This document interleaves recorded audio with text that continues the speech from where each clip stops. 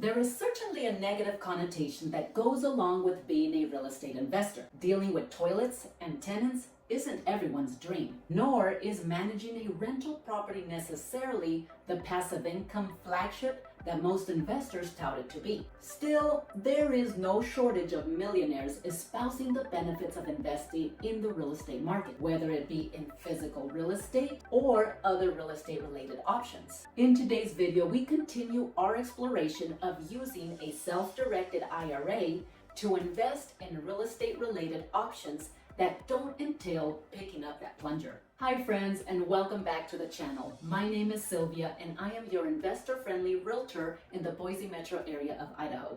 I am also a small investor happy to share with you my experience in buying and selling residential real estate. On this channel, I share tips on how to get started, how to grow your portfolio, and also cover different options for investing in real estate that you might not be aware of. That is where our current topic of self-directed IRAs comes into play. Did you know that you can invest in real estate, amongst other things, using this type of IRA? Most people are familiar with traditional IRAs that keep you invested in stocks, bonds, and mutual funds, all of which are assets whose return is out of your control.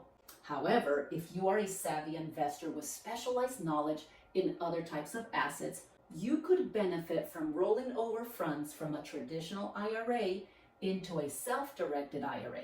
A self-directed IRA will give you the option to directly control the assets that you invest in, giving you the potential to a higher return. The beauty of investing in these assets through a retirement account is that your invested money grows tax-free or tax-deferred. If you want to learn more about self-directed IRAs, please check out this video for a complete guide. In our last video, we looked at the pros and cons of buying physical real estate within your SDIRA. Today, we will pivot and look at several options within real estate that won't require you to deal with tenants. As a bonus, many of these are options for those who don't have a large sum of money in their SDIRA to invest. Before we get into it, remember that the IRS has strict guidelines about prohibited transactions and disqualified persons. You can only use your money for investment purposes, not for personal use. Plus, whatever you invest in cannot benefit you or your family in any way. Let's take a look at the first option, promissory notes, often just referred to as notes. A note is simply a formal IOU from a borrower promising to repay a debt. A note can be issued for any type of debt. Let's start with mortgage notes first. When you bought your first property, you signed a promissory note. The note specified the amount borrowed, the interest rate, the repayment schedule, and what would happen if you defaulted on that debt. Depending on what state you bought in, you also signed a mortgage or a deed of trust that tied that real estate that you were buying as collateral for the debt. Some banks will hold on to these notes until they are repaid. However, a vast majority of these notes are sold on the secondary market, allowing private investors to purchase this debt and effectively become the new bank. With a self-directed IRA, you can invest in these notes individually or through a mortgage debt fund. Buying mortgage notes offers investors two things: passive income through monthly payments and a potential for a higher yield at the time of purchase. This is because when these notes are resold, almost invariably they are sold at a discounted price. You might pay $70,000 on a note with a balance of $100,000 at a 7% payable over the next 25 years. If you kept that note until it was paid in full, you would stand to make the 7% interest on that additional $30,000 that you didn't pay for. The discount on any note you buy will depend on whether the note is performing or non-performing. Performing meaning the borrower is current on their payments, and non-performing meaning where the borrower has stopped making payments. As you can guess, non-performing notes will offer higher discounts for your troubles. If your goal is true passive income, then vetting a performing note will be your best option. It is important to do your due diligence, as any note has the potential to go from performing to non-performing, which will mean taking back the property. This means looking at the 3 P's: the paper, the property, and the payer. Reading and understanding the actual promissory note, the paper, is your first task. vital you understand how much is owed and at what interest rate, but also the terms for repayment and what happens if the borrower stops making those payments. You also want to know what the position your note is in. Notes can be in first, second, or even third position. If you purchase a second or third position note, you should recognize that if the property had to be foreclosed on, there might not be any money left to pay yours back. Translation, it better be a good buy for you to take that risk. Now, because the collateral for the note is actual physical real estate, it is important that you consider the physical building. If the borrower stops making payments, is the sale of this property going to net you what you have invested in the debt? Will there be a list of repairs that need to be made before you can sell? Ensure that the collateral is in good condition. Here's a tip. Don't be like most investors and overlook the state and county that the property resides in.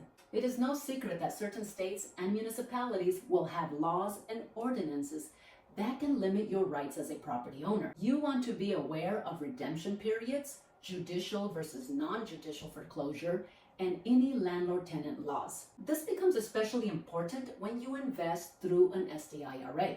Remember that all transaction money must run through your IRA fund. If you use up all of your money to buy the note and then have to pay for a foreclosure, you might find yourself in a position where you must make contributions to your IRA. And if there is a slew of repairs to be made on top of it all, having to contribute more than the allowable $7,000 limit per year will subject you to penalties. Your last P is the payer or the borrower. When you buy a note, you should take the same precautions a bank would take to vet the borrower. Ask if you can check the borrower's credit. Verify that they have indeed been making the regular payments and for how long. If the loan is serviced by a company, you can request a payment log. If there is a private party, request bank statements. You want to be assured that the borrower will continue to make their payments. After all, the goal with note investing is making the money you make on holding the debt, not the property. Of course, looking at the 3 Ps will not guarantee that a note won't become a non-performing note. And actually, there is a market for these non-performing notes. That same performing note that was offered at $70,000 could now be on sale for $40,000 as a non-performing note. If you have the know-how to execute an effective foreclosure and could resell that property for a tidy sum, you can increase your return exponentially. Of course, seeking non-performing notes is not a passive investment strategy, and you do have to be aware of unrelated business taxable income, UBTI.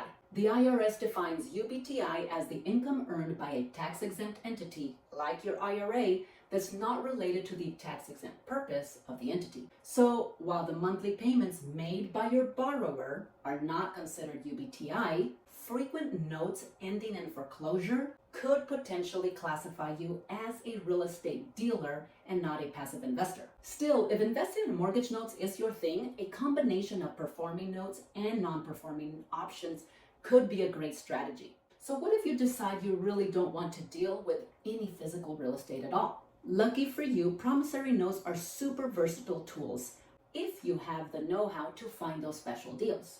If you have experience in the restaurant industry, you might find a restaurant owner who is on the cusp of launching a profitable restaurant chain, but needs just a little bit more capital to do so. Or maybe in a past life, you worked for a new construction company, and thus the small developer seeking extra capital to complete his housing project would be a good investment for you.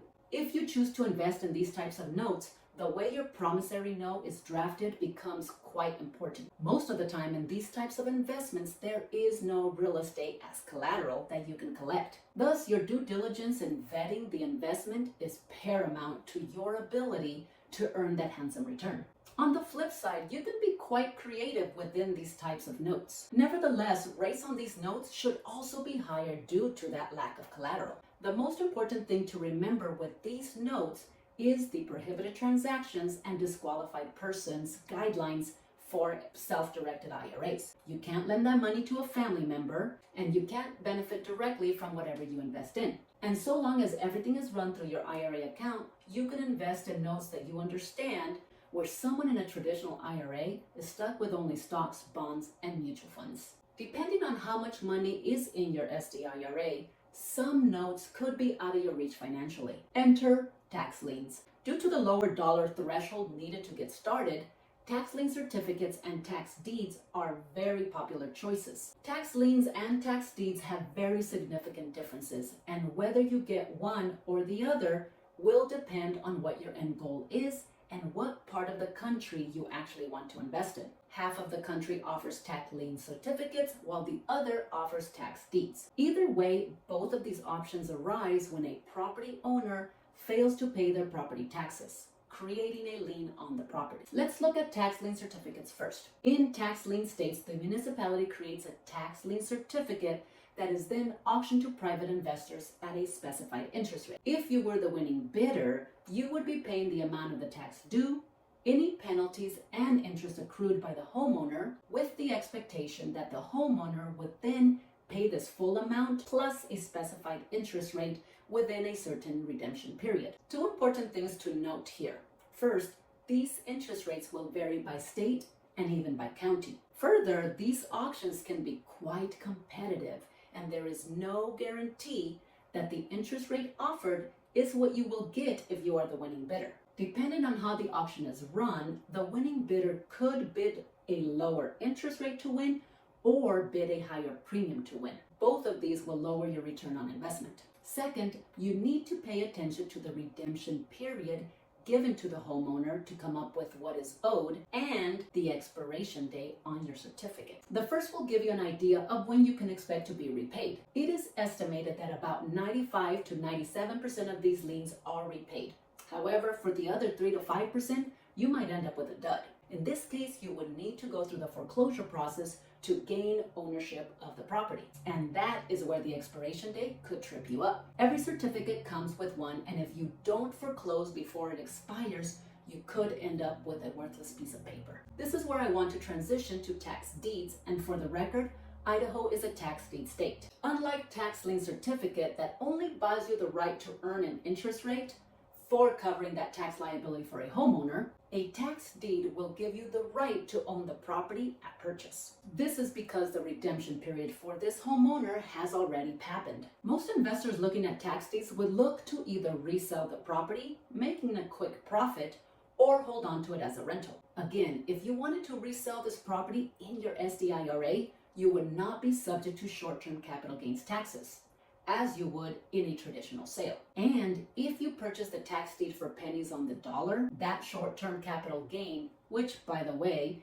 is really taxed at regular income tax rates, could be pretty high depending on what tax bracket you are in. In an SDIRA, every penny of that sale would go right back into your account and continue to grow. And if you chose to keep it as a rental, all the rental income would also be tax sheltered. Both of these options make investing in tax liens through an SDIRA very attractive. It is super important that you know everything there is to know about the property before you purchase a tax deed. And I would argue that even if you chose to buy a tax lien certificate, that you do the same. You want to see this property in person or hire someone to be your eyes if you live out of state. Aside from checking its condition, you want to make sure that you are aware of any other debt that is owed on the property. And if it is occupied, who lives in it?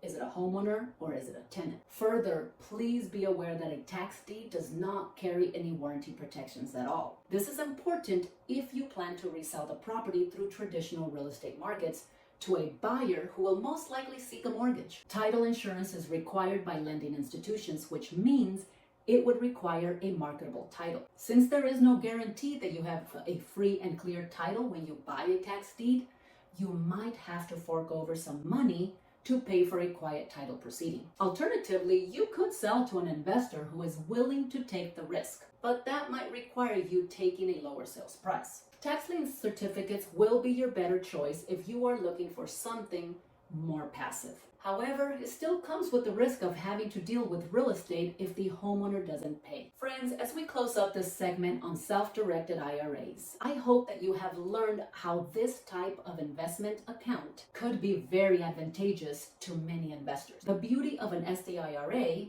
is your ability to use your expertise to control exactly how your money is invested. And the best part of it is that all the money earned in that account continues to grow tax deferred or tax-free. In this world, taxes are a real detriment to wealth building, and any vehicle that allows your hard-earned money to avoid any tax is a vehicle worth considering. If you currently have a self-directed IRA or have considered converting a traditional IRA into a self-directed IRA and have been wondering if real estate is something you want to invest in, I would love to help you look at your options in the Boise, Idaho area. And if you are already investing in other assets with a self-directed IRA, I would love to hear about it in the comments below. Thanks for watching, and I'll catch you on the next one.